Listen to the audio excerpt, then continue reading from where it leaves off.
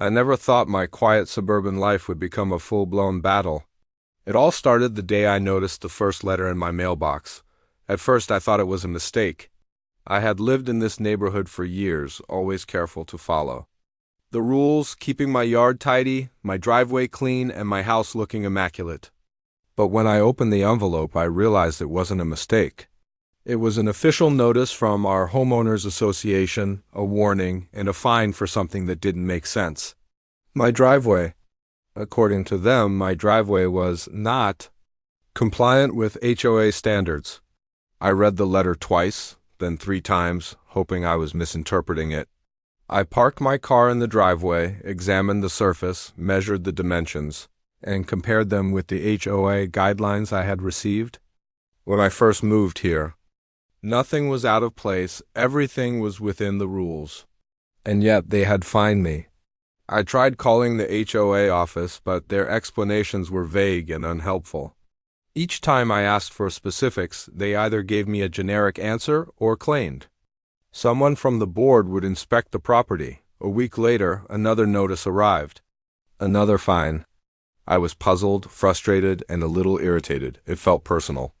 The idea that an organization could repeatedly fine me for something I had no control over seemed unfair. I began to suspect that this wasn't just about compliance. Maybe someone on the board didn't like me, or perhaps I had unintentionally annoyed a neighbor who had connections. I didn't know yet, but I knew one thing. I wasn't going to let this slide. That weekend, I decided to take action, but I knew I had to be careful. I had to be methodical, organized, and precise. I started documenting everything. Every letter, every email, every phone call I made. I took photographs of my driveway, the measurements, the surrounding areas, and even the way my car was parked at various times. I created a folder, both digitally and physically, cataloging all the interactions I had with the HOA. I also began recording dates, times, and the names of the people I spoke to. Each fine that arrived became another piece of evidence. It wasn't long before I noticed a pattern. The fines weren't consistent. One week, they complained about the color of my car being too bright when parked on the driveway. Another week, it was about a small crack in the pavement that had been there for years. Each fine was slightly different, targeting something new, but all absurd in its own way. It became clear that they weren't concerned with rules. They were looking for reasons to penalize me. As the weeks went by, the stress started to build. I felt like I was constantly under surveillance. Whenever I stepped outside, I half expected to see someone from the HOA standing across the street, clipboard in hand. I even started noticing other neighbors glancing curiously at my property. I wondered how many of them were secretly reporting me, or worse, enjoying the spectacle. It felt invasive, like my home was no longer my sanctuary. I realized I needed to maintain my composure. The HOA couldn't see me flinch. I couldn't let their arbitrary rules dictate my life, so I approached it strategically. I studied their rules meticulously, reviewing every clause about driveways, vehicles, landscaping, and property appearance. I compared each fine I received with the official guidelines. Time and again, I found discrepancies. The fines were based on subjective opinions, not actual violations. Then, one day I had an idea. What if I could prove their system was flawed from the inside? What if I could show that these fines weren't legitimate and that I had been following the rules all along? I started taking more detailed notes. I set up a strict timeline, recording when each fine arrived, what reason was given, and how long it took for someone from the HOA to even respond. I began photographing the driveway at multiple angles and different times of day, ensuring there was no ambiguity. Every detail was captured: shadows, lighting, car placement, and even seasonal changes that might affect appearance. As I documented, I started to notice other residents quietly following similar patterns. Conversations with neighbors revealed that some had received fines for things that were clearly absurd. Was fined for having a slightly overgrown bush that didn't violate any rules. Another for parking a vehicle in a way that complied fully with HOA regulations. I realized this was bigger than just me. It wasn't personal, it was systematic. The HOA had created an environment of fear, making residents hyper-conscious of minor details that shouldn't matter. I kept all this information organized in a binder and a secure digital folder. Every photograph was dated, every document logged. I even started keeping a voice recorder for phone calls with HOA representatives, making sure I had audio evidence of their vague explanations, inconsistent reasoning, and sometimes outright dismissive behavior. Every piece of evidence made me more confident. I knew that if this escalated, I could not only defend myself but potentially expose the flaws in their enforcement process. But as the weeks turned into months, the fines didn't stop. If anything, they became more frequent. The tone in their letters grew more hostile, more urgent. I started receiving multiple fines in a single week, each one targeting a new aspect of my property. I realized that by this point, the HOA assumed I would either give in or move, but I had no intention of leaving. My home was mine, and I wasn't about to allow arbitrary rules and relentless harassment to make me leave the place I had invested so much time, money, and care into. One night, I reviewed all my documentation from the past several months. There were photographs, letters, emails, phone logs, and audio recordings, every conceivable piece of evidence that showed I had done nothing wrong. The pattern was undeniable. I was being unfairly targeted, and now I had the proof to back it up. This realization gave me a strange sense of empowerment. I was no longer the victim in this story. I had the tools to take control. As I prepared for the next step, I knew the confrontation was inevitable. I didn't want to escalate unnecessarily, but I couldn't let the fines continue unchecked. I began researching HOA regulations in depth, consulting experts, and preparing a methodical plan. The question wasn't whether I could fight them. It was how I would do it without compromising my home, my reputation, or my sanity. The story had shifted from frustration to strategy. Every fine they sent me, every letter, every arbitrary warning was now ammunition for the next phase. I wasn't just defending a driveway anymore.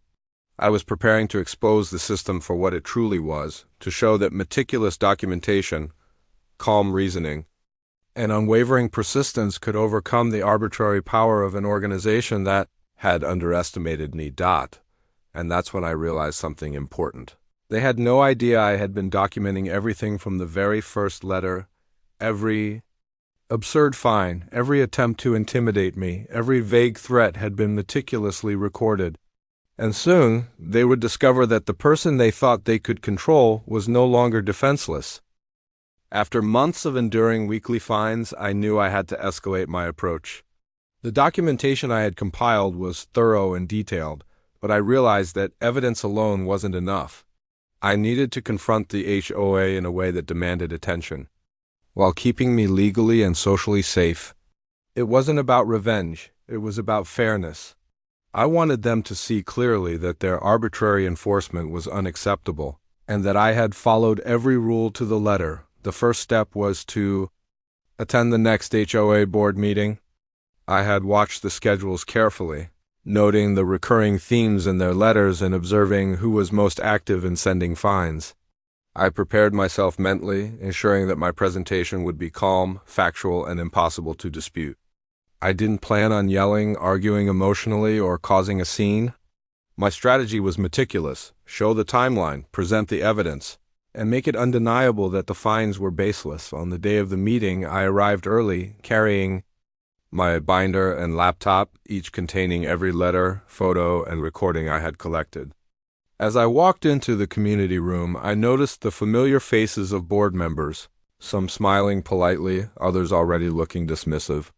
A few neighbors were present too, whispering quietly among themselves. I could sense curiosity, some sympathetic, others skeptical. The tension in the room was palpable. I felt my heartbeat quicken but remained composed. This was the moment where months of preparation would finally matter. When my name was called, I stepped forward. I introduced myself briefly, keeping my tone firm but polite. I explained that I had received a series of fines regarding my driveway, all of which I had meticulously documented. I outlined the absurdity of each fine in chronological order, showing photos of my driveway, measurements, and evidence that I had always complied with HOA rules. I also played select audio recordings of phone calls where board members admitted uncertainty or gave conflicting reasons for the fines. There was a noticeable pause in the room. Faces shifted, eyes widened, and I could feel the energy change. For the first time, the board members were on the defensive.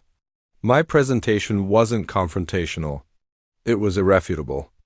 Every detail had been recorded, and the pattern of arbitrary enforcement was undeniable.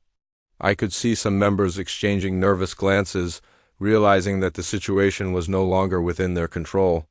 The narrative had shifted. I was no longer simply a resident being fined. I was now the one holding the facts. I continued to explain the impact of the fines on my daily life. Beyond the monetary burden, the constant stress, fear of receiving another notice, and sense of being unfairly targeted had affected my mental well-being. I detailed how this pattern of harassment could erode trust within the community, affecting not only me but any other resident who might one day be unfairly targeted. I emphasized that compliance with rules should be about fairness, not personal vendettas or subjective interpretations. As I spoke, I noticed that some neighbors in the audience were nodding. A few even whispered in agreement, clearly having experienced similar issues. This was more than just my story now. It was a reflection of the HOA broader failure. I realized that my documentation, preparation, and calm persistence had the power to influence not only the board but also the wider community. It was a turning point. Then came the questions. One board member, the one who had been most aggressive with the fines, asked why I hadn't tried to resolve the issues privately. I calmly explained that I had repeatedly attempted phone calls, emails, and in-person inquiries only to receive vague responses or further fines. I showed records of each interaction, highlighting the inconsistencies and lack of clear guidance from the HOA. There was no room for debate. The facts were on my side. Another member asked about the specific measurements and compliance with driveway standards. I displayed detailed diagrams, measurements, and photos demonstrating full compliance. I also pointed out that some of the fines targeted areas that were clearly within the rules, such as small cracks in concrete that were weather-induced and beyond my control. The room was silent. There was no argument left. As the meeting progressed, I realized that the board was attempting to regroup and regain control, but my methodical approach had taken the wind out of their sails. I could see tension building as members whispered to each other, trying to find a way to counter my evidence. I remained calm, knowing that any sign of frustration on my part could be used against me. I let the documentation speak for itself. And it was doing its job perfectly. Towards the end of the meeting, I proposed a solution. I suggested that the board review all fines issued over the past year and consider dismissing any that were clearly arbitrary or not backed by concrete rules.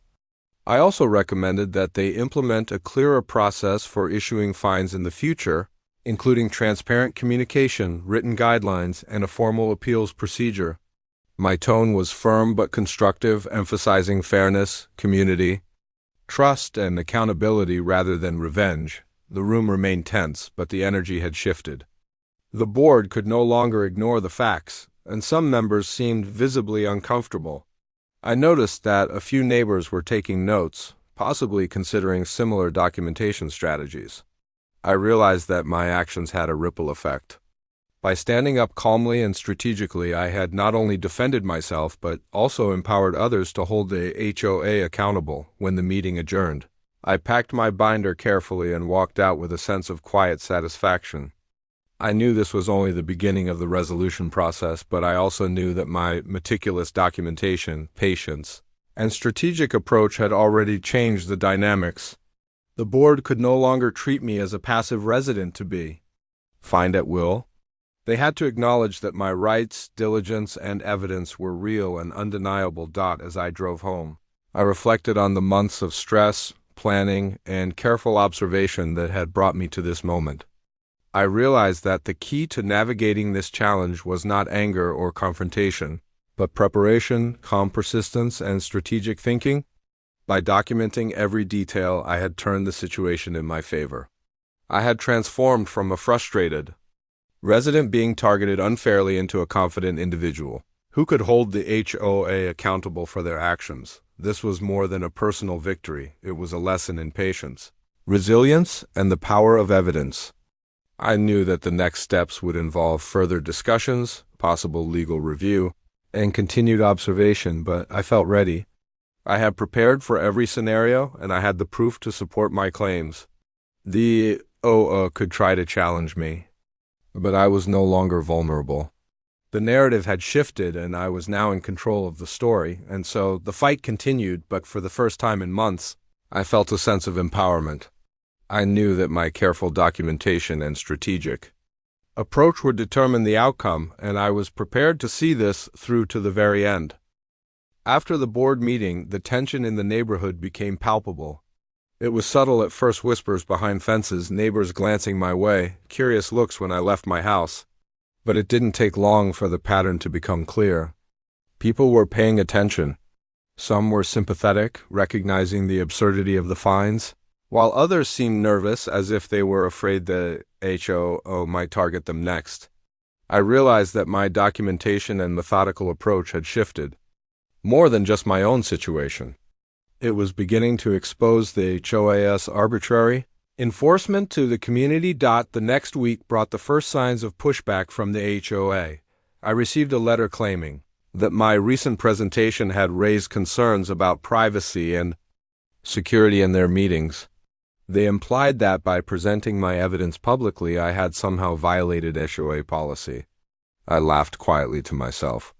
The irony was thick. The board, which had consistently issued baseless fines, was now trying to intimidate me for standing up with proof. It became clear that their only strategy now was to create fear, hoping I would back down. But I wasn't about to let that happen. I continued documenting everything. I logged every new letter, phone call, and email. I made sure that my files were organized chronologically, with clear labels for each type of communication. Every time a board member attempted to twist the narrative or misrepresent facts, I had the documentation ready to counter it. My preparation was turning the situation from a personal struggle into an almost tactical operation. I wasn't just defending my driveway anymore. I was building a comprehensive record of systematic mismanagement and unfair treatment by the HOA. As the days passed, I noticed subtle shifts in the board's behavior. Their communications became more cautious, more measured. They were no longer sending aggressive fines without reasoning. Instead, they tried to phrase messages ambiguously, as if hoping the confusion would continue to intimidate me. But every vague statement was an opportunity for me to document yet another inconsistency. Each attempt to manipulate the situation only strengthened my position. Neighbors began reaching out. Some asked for advice on how to handle their own fines, and I shared strategies for documenting every interaction. Others thanked me quietly, admitting that they had felt powerless against the board's arbitrary rules. I realized that my meticulous approach was creating a ripple effect. By standing firm and presenting facts, I was encouraging others to demand fairness, subtly shifting the balance of power in the neighborhood. The HOA was no longer operating in a vacuum. One afternoon, I received a notice calling for a special board review of my property. They claimed they would send inspectors to verify compliance. I saw it as a challenge, an attempt to intimidate me, but I treated it as an opportunity. I prepared meticulously for their visit. I printed all my documents, laid out photos clearly, and even set up a detailed map of my driveway, including measurements and notes on how each element complied with HOA rules. I wanted to make sure that when the inspectors arrived, there would be no room for misinterpretation. The day of the inspection arrived. 2 board members came, clipboard in hand, walking slowly around my property, taking notes and occasionally whispering to each other.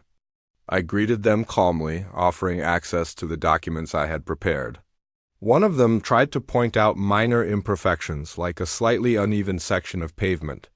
I calmly explained that these were natural and within tolerance limits specified in HOA guidelines.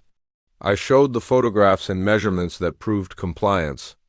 Their expressions shifted. There was a moment of hesitation, as if they hadn't expected me to have such detailed evidence. After the inspection, I followed up with a formal letter summarizing everything discussed, reiterating the evidence, and requesting immediate dismissal of the fines. I made it clear that all communication had been documented and that any future fines would be reviewed carefully. This letter was strategic. It not only reinforced my position but also created a paper trail that could not be ignored. The HOA had to respond, and their response would be on record. Within a few days, I received a reply. It was surprisingly short and conciliatory. They acknowledged the inspection and promised to review all fines issued over the past year. While it was not a complete victory, it was a clear sign that my strategy was working. The repeated fines had stopped temporarily, and the tone of communication had shifted. The board was no longer aggressive. They were cautious, almost defensive. However, I knew that the fight was not over. I could feel a subtle tension building among some board members, particularly those who had been most insistent on targeting me. They were wary, aware that any further attempt to fine me without cause could be challenged legally and publicly. This knowledge gave me a quiet sense of satisfaction. My patience, documentation, and strategic approach were starting to pay off. The power dynamic had shifted. Around this time, I also began researching HOA regulations in more detail. I learned about residents' rights, appeals processes, and legal protections. I discovered that many of the fines I had received were not only arbitrary but potentially unenforceable. This reinforced my confidence that I could continue defending myself without compromising my home or safety. The knowledge of my rights became a powerful tool, complementing the evidence I had already gathered. As the weeks went by, I noticed subtle changes in the neighborhood atmosphere. Other residents seemed more cautious about reporting minor issues, and some even began questioning the board's decisions. I realized that my persistence and documentation were having a broader impact. By standing firm, I had not only protected myself but also challenged a system that many had accepted unquestioningly, but there were still moments of tension. Occasionally, a new fine would appear, vaguely worded, seemingly targeting some minor element of my property. Each time, I carefully analyzed it, cross-referenced with my documentation, and prepared a response. The board had learned that I would not be intimidated, that every action they took would be scrutinized, and that their missteps could be exposed. I could sense their frustration building quietly, even as they maintained a veneer of civility. By the end of this period, it was clear that the HOA could no longer enforce fines arbitrarily against me. My meticulous documentation, calm strategic approach, and consistent preparation had shifted the power dynamic. I had turned a frustrating, stressful situation into an opportunity to assert my rights and establish accountability. The repeated fines had lost their effect. My evidence and persistence had made me untouchable, and yet the story was far from over. I knew that there could be legal challenges, community disputes, or attempts to undermine my position. But I also knew that I had built a foundation that could withstand these challenges. My documentation, careful planning, and strategic mindset had created a shield that could protect not only me, but also set a precedent for other residents facing similar arbitrary enforcement. The weeks following my detailed documentation and the inspection were tense. The HOA had slowed its aggressive fines, but subtle signs of unease were everywhere. Emails were carefully worded, letters were fewer but still present, and phone calls had a cautious tone. It was clear that my persistence and thorough record-keeping had unsettled them. I realized that this was the moment to push for a final resolution. I wasn't going to leave it half-finished. I scheduled a meeting with the HOA board, formally requesting a review of all fines issued against me over the past year. My goal was clear: dismiss all unjustified fines, establish a transparent process for future enforcement, and make sure that arbitrary penalties could no longer be used to intimidate residents. I prepared everything meticulously, organizing my binder, photographs, audio recordings, and timeline into a concise but powerful presentation. Every detail mattered. I needed to make it impossible for them to argue or deflect responsibility. When the meeting began, I noticed the body language of the board members.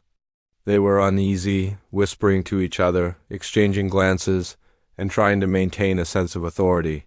But their usual air of dominance was gone. I remained calm, confident, and professional. I introduced myself, briefly recapped the situation, and laid out my evidence step by step. The letters, photos, measurements, and recordings spoke louder than any argument. The pattern of arbitrary fines was undeniable. As I presented, I highlighted the emotional and financial toll the fines had taken on me. I explained how each unjust penalty added stress and anxiety, making me feel constantly scrutinized in my own home. I spoke calmly, factually, and without anger, letting the evidence tell the story. I emphasized that my goal was fairness and accountability, not retaliation. I wanted to create a system where all residents could trust that rules were applied consistently and transparently. For the first time, I saw real hesitation from the board. The members who had been most aggressive appeared uncomfortable. Their attempts to dismiss or justify the fines were faltering under the weight of my documentation. Even those who had been neutral seemed impressed by the level of detail and preparation. I could sense the shift in power. What had begun as a personal struggle had now become a demonstration of accountability, professionalism, and persistence. One by one, board members asked questions. I answered each with precise information, referring to my documented evidence, and explaining the discrepancies in the fines. They tried to challenge minor points, but every attempt was countered with clear proof. The room felt charged, a mixture of tension, surprise, and growing respect. I realized that I had transformed the narrative entirely. I was no longer the recipient of unjust fines. I was the one in control of the facts, and the HOA had no room left to maneuver. After over an hour of discussion, the board acknowledged the situation. They agreed to review all fines, dismissing those that were arbitrary or unsupported by HOA regulations. They also agreed to implement a clearer system for issuing fines, including documentation, transparency, and an appeal process. I could feel the relief, not just for myself, but for every resident who had silently suffered under similar circumstances. The result was a victory, not only for fairness, but for community integrity. Following the meeting, neighbors approached me with congratulations and gratitude. Several shared their own experiences with arbitrary fines and admitted they had been too intimidated to act. I encouraged them to document carefully and approach conflicts strategically, just as I had. I realized that my actions had a ripple effect beyond my own home, creating a precedent for accountability and fairness in the neighborhood. Over the next few weeks, the HOA gradually adjusted its approach. Fines were no longer issued indiscriminately, and communication became clearer. The atmosphere in the community improved, and the sense of tension that had previously dominated my interactions with the board began to fade. I felt a renewed sense of safety and peace in my own home. The long struggle had not only resolved my personal conflict, but had also strengthened the community's awareness of their rights and the importance of fair governance. Reflecting on the journey, I realized the key factors that had led to success: patience, meticulous documentation, calm persistence, and a strategic approach were crucial. I hadn't allowed frustration or anger to dictate my actions. Instead, I had focused on gathering evidence, presenting facts, and maintaining professionalism. This approach transformed what initially felt like an overwhelming and personal attack into an opportunity to assert my rights and establish lasting change. The experience also taught me about the subtle dynamics of power. The HOA relied on fear, intimidation, and ambiguity to enforce authority. But once confronted with clear evidence and a calm, methodical strategy, their power diminished. The situation demonstrated that preparation, organization, and knowledge of one's rights can effectively counter arbitrary authority. It wasn't about confrontation. It was about control through clarity and persistence. By the time the conflict fully resolved, I felt a sense of closure. My driveway was no longer a source of stress, and the HOA had officially recognized the legitimacy of my documentation. The weekly fines that had once dominated my life had vanished, replaced by a clear understanding of fairness and accountability. The process had been long, stressful, and at times overwhelming, but the outcome validated every effort I had made looking back. I understood that the battle was about more than just a driveway. It was about standing up for oneself, asserting rights, and refusing to accept arbitrary power. It was about demonstrating that careful preparation, strategic thinking, and perseverance can overcome systems designed to intimidate. And it was about showing the community that fairness and accountability are not abstract ideals. They are achievable when individuals take thoughtful, deliberate action. The HOA incident became a story I would share with friends, family, and neighbors, not to boast, but to inspire. It was a lesson in resilience, the power of evidence, and the importance of standing firm in the face of unfair treatment. Every fine, every letter, and every phone call had been part of a process that ultimately revealed the value of preparation, strategy, and patience. As I finally returned to a normal routine, I felt a quiet sense of empowerment. The experience had changed my perspective on conflict, authority, and community.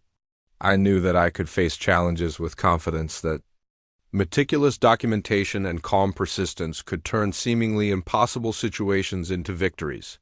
The ordeal with the HOA was over, but the lessons would remain with me forever, shaping how I approached challenges, defended my rights, and navigated the world with clarity, strategy, and resolve.